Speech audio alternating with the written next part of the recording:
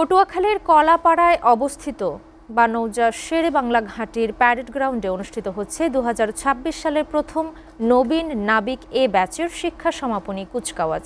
বর্ণাঢ্য এই অনুষ্ঠানে নবীন নাবিকদের প্রশিক্ষণ সমাপনীর প্রদর্শনের পাশাপাশি শৃঙ্খলা, দক্ষতা, নেতৃত্বগুণ ও পেশাদারিত্বের বিভিন্ন দিক উপস্থাপন করা হচ্ছে।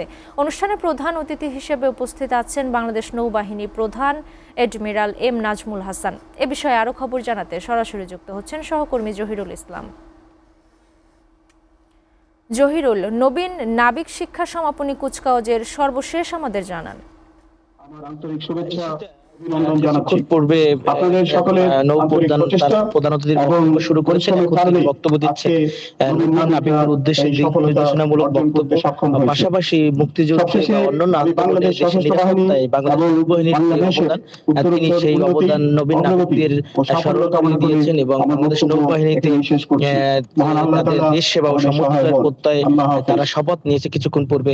সেই তিনি বক্তব্য রেখেছেন এবং এই বক্তব্য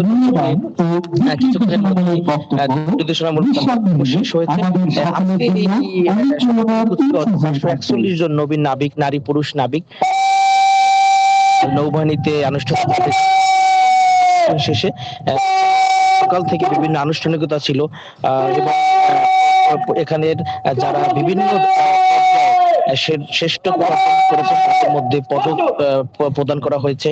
এখানে সর্বোচ্চ উৎকর্ষ অর্জন করেছেন 64 নাবিক প্রদান পদক, এছাড়াও শাহরিয়ার টুটুল, এছাড়াও সামিউল ইসলাম শাকিল দ্বিতীয় স্থান অধিকার করেছে, তিনি কমকুল পদক পেয়েছেন এবং কাদের মিয়া তৃতীয় স্থান অধিকার করে শেরে বাংলা পদক লাভ করেছেন। একই সঙ্গে সেরা চৌকস মহিলা নাবিক হিসেবে মোহাম্মদ মারিয়া আক্তার, প্রীতিলতা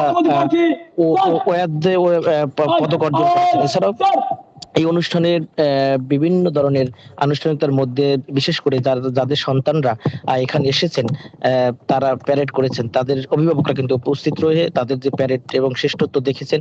পাশাপাশি পটুয়াখালীর এই যে বানৌজা শেরে বাংলা ঘাটিতে এখানে 2023 সাল থেকে এখন পর্যন্ত 6টি ব্যাচ সমাপ্ত হয়েছে, যার মধ্য দিয়ে প্রায় 50 নাবিক বাংলাদেশ নৌবাহিনীতে যোগদান করেছে এবং যারা তারা কিন্তু বাংলাদেশের নিরাপত্তায় গুরুত্বপূর্ণ ভূমিকা রেখেছেন।